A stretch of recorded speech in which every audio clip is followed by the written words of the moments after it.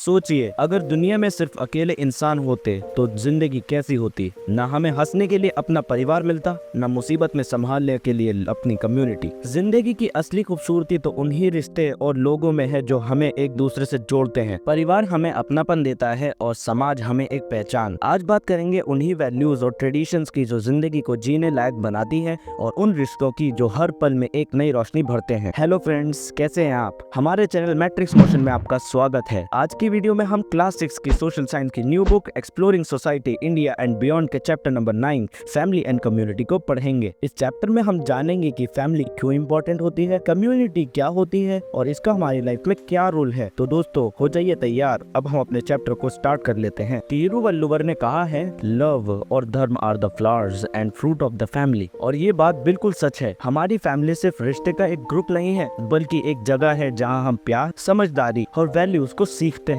Family हमें support करती है और धर्म हमें हमारा फर्ज सिखाता है, कैसे हम दूसरे के लिए जिम्मेदार और केयरिंग बनना चाहिए। और वही प्यार और फर्ज मिलकर एक कम्युनिटी का बेस बनाते हैं जहाँ हर कोई एक दूसरे की मदद करता है। तो आज हम समझेंगे कैसे फैमिली और कम्युनिटी मिलकर जिंदगी को मीनिंगफुल बनाते हैं। फैमिली हमारी जिंदगी का सबसे जरूरी और पुराना हिस्सा है। हर इंसान किसी न किसी फैमिली का पार्ट होता है और ये एक समाज की सबसे बेसिक यूनिट है। इंडियन सोसाइटी में हमें अलग अलग तरह की फैमिलीज देखने को मिलती है, जॉइंट फैमिलीज और न्यूक्लियर फैमिलीज। जॉइंट फैमिली में ग्रैंड पेरेंट्स, अंकल्स, आंट्स और कजिन सब एक साथ रहते हैं, जबकि न्यूक्लियर फैमिली सिर्फ कपल और उनके बच्चों तक सीमित होती है। इंटरेस्टिंग बात यह है कि इंग्लिश में फैमिली रिलेशनशिप्स के लिए लिमिटेड वर्ड्स होते हैं, लेकिन भारतीय भाषाओं जैसे हिंदी और तमिल में इन रिश्तों के लिए स्पेसिफिक टर्म्स होती हैं, जैसे बुआ, चाचा, मौसी, नाना और नानी। और कजिन्स को तो हम सिर्फ भाई और बहन कहते हैं, जो दिखाता है कि हमारे रिश्ते कितने मजबूत और उनमें कितनी अपनायत होती है। ये बॉन्ड्स ही फैमिली का असली एसेंस है। Roles and responsibilities. फैमिली के मेंबर्स के बीच के रिश्ते प्यार, केयर, कोऑपरेशन और इंटरडिपेंडेंस पर बेस्ड होते हैं। कोऑपरेशन का मतलब है मिलकर काम करना। हर फैमिली मेंबर दूसरे फैमिली मेंबर्स की रिस्पॉन्सिबिलिटी होती है। फॉर एग्जाम्पल, पेरेंट्स की जिम्मेदारी होती है अपने बच्चों को एक हैप्पी और रिस्पॉन्सिबल इंसान बनाना, जो सोसाइटी के लिए भी यूजफुल हो। लेकिन जैसे जैसे बच्चे बड़े होते हैं, वो भी घर के काम में मदद करते हैं, चाहे वो पेरेंट्स की हेल्प करना हो या अपने भाई बहन का साथ देना हो। रोज के कामों से बच्चे ये सीखते हैं कि घर की लाइफ में कैसे कंट्रीब्यूट करना है। कई फैमिलीज में बच्चे उन ट्रेडिशंस और प्रैक्टिसेस को भी अडॉप्ट करते हैं जो उनके घर में जनरेशन से चल रही होती है। हमारी इंडियन कल्चर में अपना धर्म या ड्यूटी निभाना हमेशा से एक इम्पोर्टेंट वैल्यू रहा है। फैमिली एक तरह का स्कूल होता है जहाँ बच्चे अहिंसा, नॉन वायलेंस, दान, शेयरिंग, सेवा, सर्विस और त्याग, सैक्रिफाइस जैसी वैल्यूज सीखते हैं।